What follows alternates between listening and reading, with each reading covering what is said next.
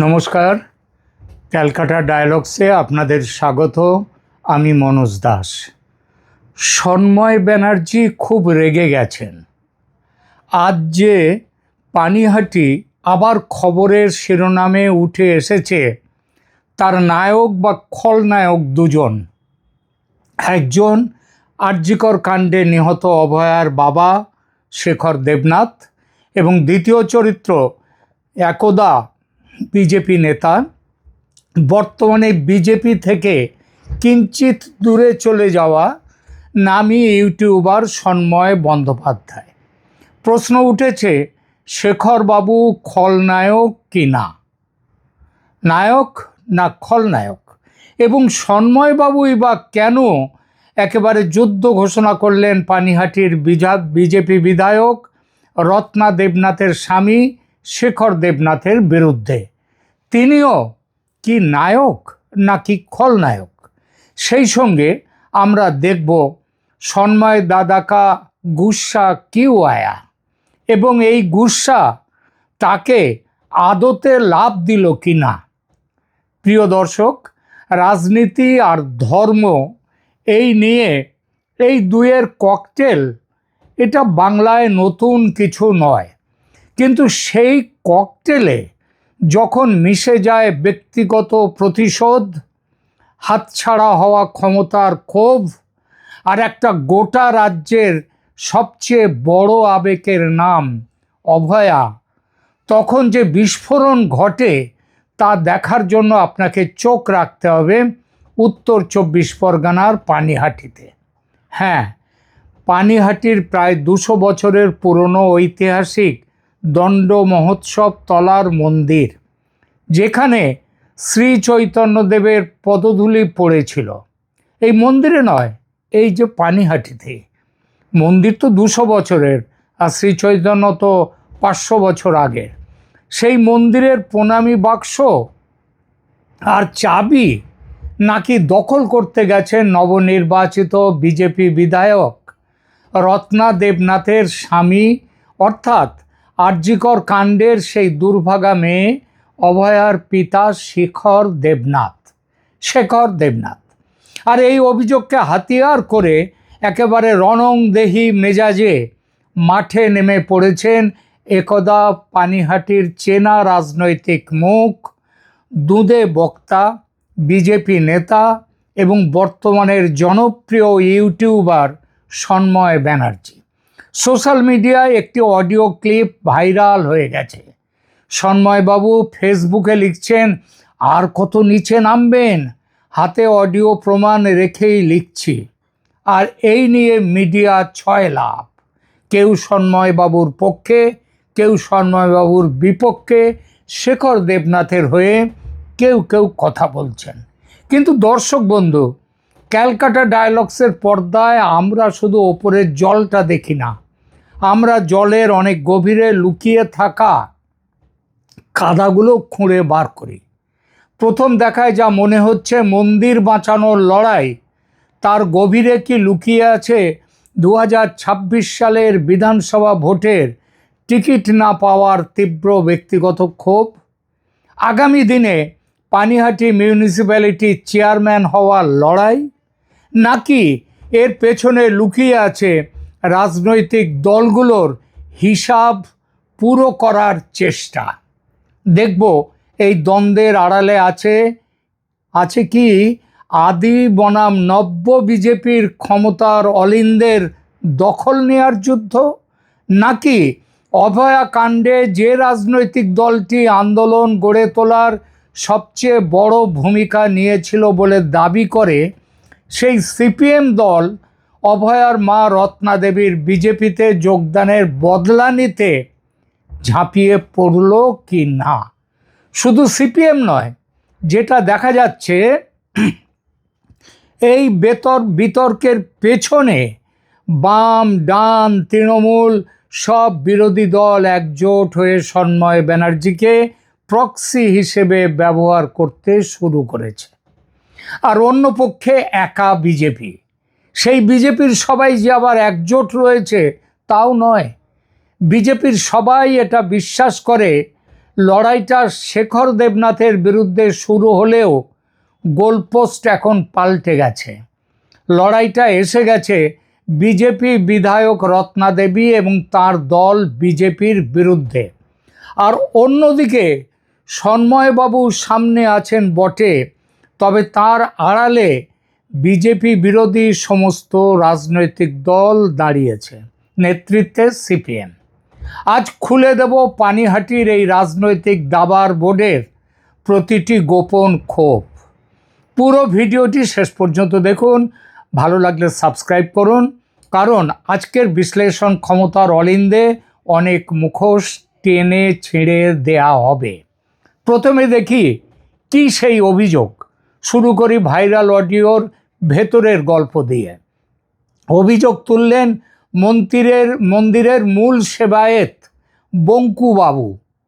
Bankubabu সন্ময়বাবুর phone পেয়ে তাকে জানান বিধায়িকা রত্না দেবনাথের স্বামী শেখর দেবনাথ কয়েকজন অনুগামীকে সাথে নিয়ে মন্দিরে চড়াও হয়েছেন। কবে? সম্ভবত 30শে জুন তারিখে। সোজা গিয়ে প্রশ্ন করেন প্রণামী বাক্সের চাবি কার কাছে আছে। সেবায়েত দাবি, মানে বঙ্কুবাবুর দাবি, শেখরবাবু তাদের স্পষ্ট নির্দেশ দেন যে এখন থেকে মন্দিরে যা আয় হবে তা জমা দিতে হবে, একটি ট্রাস্ট গঠন করা হবে। শুধু তাই নয়, প্রণামী বাক্সের টাকা চলে যাবে খোদ বিধায়িকার বাড়িতে এবং সেখানে বসে সেই টাকা গোনা হবে। ভাবুন একবার, যে পানিহাটির মানুষ 34 বছরের বাম আমল দেখেছে, 15 বছরের তৃণমূল শাসন দেখেছে, সেখানে কোনো দিন কোনো রাজনৈতিক দলের নেতা মন্দিরের চাবি খোঁজার সাহস হয়নি বা এ কথাটা কারোর মনেও হয়নি।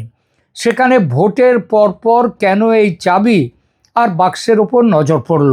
বলা বাহুল্য, রাম মন্দির নিয়ে, অযোধ্যার রাম মন্দিরের তহবিল তছরূপ, প্রণামী তছরূপ নিয়ে যে কথাটা এখন উঠেছে, সেই ঘটনা হয়তো এখানে ইনস্টিগেট করেছে শেখরবাবুদের। আবার শুধু তো রাম মন্দির নয়, এখন শোনা যাচ্ছে যে বদ্রীনারায়ণ মন্দিরেও পর্যন্ত এই ঘটনা ঘটেছে। আর কেরালা এবং তামিলনাড়ুর সব মন্দিরে এরকম ঘটনা তো ঘটে চলেছে বহুকাল ধরে। যাই হোক, এই খবর পাওয়া মাত্রই ময়দানে নামলেন সন্ময় ব্যানার্জি। একটা ভাইরাল অডিওতে শোনা যাচ্ছে সন্ময়বাবু সেবায়েত বঙ্কুবাবুকে ফোনে বলছেন একদম শক্ত হয়ে থাকবেন, কোনো চাবি দেবেন না, বিধায়কের কাছ থেকে লিখিত নির্দেশ চান, মুখে বললে কিচ্ছু শুনবেন না। সন্ময়বাবুর অনুগামীদের দাবি তিনি এখানে একজন হুইসেল ব্লোয়ার বা সৎ সাংবাদিকের ভূমিকা পালন করেছেন, যিনি একটি ঐতিহ্যবাহী মন্দিরকে রাজনৈতিক গ্রাস থেকে বাঁচাতে চাইছেন। কিন্তু সত্যি কি তাই? এবার আসুন মুদ্রার উল্টো পিঠটা দেখি। শেখর দেবনাথ ও তার সমর্থকদের বক্তব্যটা শুনি এবার। এই অভিযোগ ওঠার পর শেখর দেবনাথ ক্যামেরার সামনে এসে পরিষ্কার জানিয়েছেন এই অভিযোগ সম্পূর্ণ মিথ্যা, ভিত্তিহীন এবং চরিত্র হননের একটা জঘন্য রাজনৈতিক অপচেষ্টা। শেখরবাবুর বক্তব্যটা কি? তিনি বলছেন এই মন্দিরটা প্রায় 200 বছরের পুরনো, প্রতি বছর উৎসবের সময় এখানে লাখ লাখ টাকা প্রণামী পড়ে, সেটা ওই 4-5 দিন, এই জুলাই মাসেই সম্ভবত দিনটা আসছে। আর বাকি বছরের বাকি সময় সেখানে খবর পেলাম তেমন আদৌ কোনো ভিড় হয় না। কাছেই একটি শ্মশান আছে, সেই শ্মশানে যারা শবদাহ করতে আসেন তারা ওখান থেকে এসে মন্দিরের পুকুরে স্নান টান করেন, হয়তো মন্দিরে একটি প্রণাম দেন, কিন্তু সেটা কিছু হয়তো 2-4 টাকাও হয়তো মন্দিরে তখন প্রণামী দিতেও পারেন, কিন্তু সেটা বড় কিছু নয়। কিন্তু শেখরবাবুর হিসাব হচ্ছে যে বিপুল অর্থের কোনো মন্দিরে যে বিপুল অর্থের প্রণামী আসে তার কোনো সঠিক হিসাব থাকে না, কোনো অডিট হয় না। তাই তিনি এলাকার বিধায়িকার প্রতিনিধি হিসাবে চেয়েছিলেন একটি সরকারি নিয়ম মেনে ট্রাস্ট বোর্ড গঠন করতে, যাতে ভক্তদের দেয়া প্রতিটি পয়সা স্বচ্ছতার সাথে মন্দিরের পরিকাঠামো উন্নয়নে ব্যবহার করা যায়। তিনি কোনো টাকা নিজের বাড়ি নিয়ে যাওয়ার কথা নাকি বলেননি। এই বিতর্কে পানিহাটির সাধারণ মানুষ যারা কোনো দলের অন্ধ সমর্থক নন তারা কি বলছেন? স্থানীয় মানুষের একটা মস্ত বড় অংশের মতে শেখর দেবনাথ যে ট্রাস্ট গঠন করে মন্দিরের আয় ব্যয়ের হিসাব নিকাশ স্বচ্ছ করতে চাইছেন তা ন্যায়সঙ্গত। কারণ ভগবানের থালায় পড়া পয়সা কোনো নির্দিষ্ট ব্যক্তি বা পরিবারের একচেটিয়া সম্পত্তি হতে পারে না। এই কথা যেমন বলছেন মানুষ, তেমন এমন কথাও অনেকে বলছেন শেখরবাবু কেন হঠাৎ এতটা সক্রিয় হয়ে উঠলেন? বিধায়ক তার স্ত্রী, তিনি নন, তার কি এসব কথা বলার কোনো অধিকার আছে? এলাকার সাধারণ মানুষ হিসেবে অধিকার নিশ্চয়ই আছে তার, কিন্তু বিধায়কের স্বামী হিসেবে কোনো বিশেষ অধিকার তার থাকতে পারে না, থাকা উচিত নয়। আর বিধায়িকার প্রতিনিধি তিনি বলছেন, তাকে কি বিধায়িকা কোনো চিঠি দিয়ে প্রতিনিধি নির্বাচন করেছেন? আমি কিন্তু এমন খবর পাইনি। আর এখানেই উঠে আসছে বেশ কিছু প্রশ্ন উঠে গেছে শেখর দেবনাথের ভূমিকা ও কাজকর্ম নিয়ে। এই প্রসঙ্গে যে খবর পেলাম, শেখর দেবনাথ সিপিএমের সঙ্গে গভীরভাবে যুক্ত ছিলেন আগে। তার পুরো পরিবার, মায় রত্না দেবনাথ স্বয়ং সিপিএমের সমর্থক, কর্মী ছিলেন, সদস্য ছিলেন কিনা জানি না, সমর্থক তো অবশ্যই ছিলেন, সক্রিয় সমর্থক ছিলেন। এলাকার মানুষদের একজনও তা হলেও রত্না দেবীকে নিয়ে একটিও কটু কথা বলেননি। কিন্তু শেখর বাবুকে নিয়ে খুব একটা ভালো কথা যে শুনতে পেয়েছি তা নয়। তার বিরুদ্ধে যেসব কথা শুনলাম তা হলো, মানসিকতায় তিনি আদৌ বিজেপি ঘরানার মানুষ নন, বরং পাক্কা সিপিএম ঘরানার মানুষ। সব কিছু দখল করে নেয়ার দখলদারির একটা ইচ্ছা তার মনের মধ্যে রয়েছে, তিনি সেই ধারণা তার আছে, এটাতেই অনেক কিছু বেরিয়ে আসে। দ্বিতীয়ত, তিনি বর্তমানে তার বিধায়িকা স্ত্রীকে ব্যবহার করে ক্ষমতা দখল করতে চাইছেন। একজন তো এই মন্দির বিতর্ক ওঠার পর রত্না দেবী যে স্টেটমেন্ট দিয়েছেন, মানে যে লিখিত বক্তব্যটি তিনি পাঠ করেছেন, সেই বক্তব্যটি নাকি লিখে দিয়েছেন স্বয়ং শেখর বাবু, এমন কথা শুনতে পেলাম। এই বক্তব্যের একেবারে শেষে বিরোধীদের উদ্দেশ্যে তিনি একটা দেখে নেয়ার হুমকি দিয়েছেন যারা তার বিরোধিতা করবে। সুতরাং এই যে হুমকিটা, এই হুমকির ভাষা রত্না দেবীর হতে পারে না, সেই ভাষাটা শেখর দেবনাথের। এই হুমকির ভাষা বিজেপির নয়, একান্তভাবে তৃণমূল কংগ্রেস ও সিপিএমের ভাষা এটা। শোনা গেল শেখর বাবু এবং তার নিযুক্ত জনৈকা, বাঙালি তিনি যদিও, তিনি ত্রিপুরা ফেরত মহিলা, বিপ্লব দেবের কাছের মানুষ, তিনি বর্তমানে এই বিপ্লব বাবুর সাথে আবার বাংলায় ফিরে এসছেন ভোটের কিছুদিন আগে। বিপ্লব বাবু যখন এই রাজ্যে ভোটের দায়িত্ব পান, তিনি, এই মহিলা সম্ভবত অমৃতা নাম, তিনি বর্তমানে রত্না দেবীর পিএ হিসেবে কাজ করছেন এবং তিনি এবং শেখর বাবুই নাকি বিধায়িকাকে চালাচ্ছেন। তাদের ওপর এলাকার পুরনো বিজেপি কর্মীরা এই ব্যাপারে ভীষণভাবে ক্ষুব্ধ। এই খবরটি আমি ওখানে পেলাম। এই ক্ষোভের ফলেই কি সন্ময় বাবুর এই হুইসেল ব্লোয়ার ভূমিকা হতে পারে? কেননা একদা সন্ময়বাবু বিজেপির ভেতরের বৃত্তে অনেকটা উঠে এসেছিলেন। তিনি পুরসভার দীর্ঘদিনের কংগ্রেস কাউন্সিলর ছিলেন। 2016 নির্বাচনে কংগ্রেস সিপিএম জোটের প্রার্থী ছিলেন, হেরে যান। 2021 বিধানসভা ভোটে দল পাল্টে বিজেপিতে আসেন, প্রার্থী হন, এবারও হেরে যান, তবে ভালো লড়াই দিয়েছিলেন। নিশ্চিতভাবেই এলাকায় তার একটা ভালো রকমের গ্রহণযোগ্যতা আছে, এটা অনস্বীকার্য। 21 ভোটে হেরে গেলেও বিজেপি তাকে মনে রেখেছিল। তিনি কোঙ্কণ রেলওয়ে বোর্ডের অন্যতম ডাইরেক্টর পদে নিযুক্ত হন কেন্দ্রীয় সরকারের দ্বারা। এই পদে আর্থিক লাভ খুব একটা কম নয়, ভালোই লাভ আছে, আর্থিক লাভ। 4 বছর ছিলেন তিনি এই পদে ইতিমধ্যে তিনি ইউটিউব চ্যানেল খুলেছেন, যথেষ্ট জনপ্রিয় হয়েছে তার চ্যানেল বাংলার বার্তা। পরে নাকি আরও 2-3টে চ্যানেল তিনি খুলেছেন, সেগুলো আমি অতটা খবর রাখি না তার সম্পর্কে। কিন্তু এটা খবর আমি নিশ্চয়ই বলবো যে সন্ময় বন্দ্যোপাধ্যায় গুণী মানুষ, সেই সঙ্গে হিসেবি মানুষ। কিন্তু এখানে একটা হিসেবে ভুল করে ফেললেন।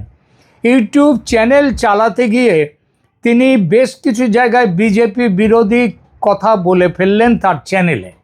বিজেপির সমালোচনা, সম্পর্ক খারাপ হতে থাকলো, বনিবনা হলো না তখনকার বিজেপির রাজ্য সভাপতি সুকান্ত মজুমদারের সঙ্গে। যদিও সম্পর্ক একেবারে কেটে যায়নি, তবে খানিকটা বেসুর হয়ে গিয়েছিল তার সম্পর্ক। শুভেন্দু অধিকারীর উত্থান তারপর, এবং শ্রমিক ভট্টাচার্য পার্টির সভাপতি হওয়ার পর তিনি সম্পর্ক, মানে শেখর আমাদের সন্ময়বাবু, তিনি সম্পর্ক পুনরুদ্ধারে নেমেছিলেন, সফলও হচ্ছিলেন। ইচ্ছা ছিল পানিহাটি থেকে পার্টির টিকিট পাবেন এবার, হিসেব গোলমাল করে দিলেন রত্না দেবনাথ। তিনি পেলেন টিকিট, কারণ বিজেপি বুঝেছিল বৃহত্তর স্বার্থে রত্না দেবনাথকে ওখানে প্রার্থী করলে বিজেপি এই নির্বাচনে একটা বড় ইস্যু পাবে, অভয়া ইস্যু। অভয়ার মা সেই ইস্যুতে বিজেপির ঘরে লাভ তুলে দিতে পারবেন। জিতে গেলেন ইনি আমাদের রত্না দেবনাথ। বিধায়ক হওয়ার স্বপ্ন শেষ হয়ে গেল সন্ময়বাবুর, কিন্তু তখনও টিকে থাকলো মিউনিসিপ্যালিটির চেয়ারম্যান হওয়ার স্বপ্ন। আর এই যে সন্ময়বাবুর মন্দির বিতর্কে হুইসেল ব্লোয়ার হওয়া, এটার শেকড় আমি স্থানীয়ভাবে খবর পেলাম, এটার শেকড় কিন্তু ওই চেয়ারম্যান পদে থাকার বাসনা থেকে। যখন তিনি সলতে পাকাতে শুরু করেছেন বা গুটি পাকাচ্ছেন, তিনি সামনে হাজির হলো আবার সেই শেখর দেবনাথ। এবার রত্না দেবনাথের স্বামী এসে তার সামনে দাঁড়ালেন, বউ বিধায়ক, তিনি হবেন পুরসভার চেয়ারম্যান। তিনি অ্যাক্টিভ হতে শুরু করলেন। স্ত্রী পুরোপুরি গৃহবধূ, আর শেখরবাবু হার্ডকোর সিপিএম মেন্টালিটির মানুষ, পিছিয়ে আসার পাত্র নন। শুরু লড়াই সন্ময় দাদা বনাম শেখর দাদা। সন্ময়ের পেছনে পুরো বিজেপি বিরোধী ফ্রন্ট এসে জুটে গেল, সিপিএম, কংগ্রেস, টিএমসি সবাই। শেখর দেবনাথের পেছনে কিন্তু বিজেপি নেই, তিনি কয়েকজন সাঙ্গপাঙ্গ নিয়ে তিনি কাজ করছেন। ফলে শেখর দেবনাথ কিন্তু আপাতত সঙ্গীহীন। আর এই মুহূর্তে সন্ময়ের পাল্লাটা কিন্তু ভারী বটে, তবে ব্যক্তিগত লাভের খাতা তার শূন্য। এই বিতর্ক সামনে এনে তিনি বিজেপির বিরাগভাজন হয়েছেন। বলা যায় পানিহাটি পুরসভার চেয়ারম্যান পদ থেকে ছিটকে যাবেন তিনি, পাবেন না। আর শেখর দেবনাথ পার্টি তার রাশ টেনে ধরবেই, সে প্রক্রিয়া শুরুও হয়ে গেছে। খবর পেলাম ত্রিপুরা থেকে বিপ্লব দেবের সঙ্গে আসা সেই মহিলা, সম্ভবত যার নাম বললাম আগেও একবার বললাম, অমৃতা নাম, তিনি রত্না দেবীকে নিয়ন্ত্রণে রাখার গুটি হিসেবে যাকে ব্যবহার করছেন শেখরবাবু, তাকে এবার শীঘ্রই সরিয়ে দেবে পার্টি এবং নতুন পিএ বা সেক্রেটারি নিযুক্ত করে দেবেন রত্না দেবীর জন্যে। তাহলে পানিহাটির এবং এখানে আরও একটা জিনিস, সেটা হচ্ছে এই মন্দিরের ট্রাস্টি বোর্ড তৈরি হবে কি হবে না, ওখানকার প্রণামীর বাক্স গিয়ে রত্না দেবনাথের বাড়িতে গোনা হবে কি হবে না, শেখর দেবনাথ ওখানে ছড়ি চালাতে পারবেন কি পারবেন না, আপাতত সেটা ধামাচাপা পড়ে রয়েছে। এবং এখানেই ওই জন্যই বলছি যে শেখর দেবনাথের পাল্লা কিন্তু এখন ভারী নয়, ভারী হলো সন্ময় ব্যানার্জির পাল্লা। তাহলে পানিহাটির এই দণ্ড মহোৎসব মন্দিরে আসল দণ্ড কে পেল? দণ্ড পেলেন সন্ময় দাদা এবং শেখর দেবনাথ দুজনেই।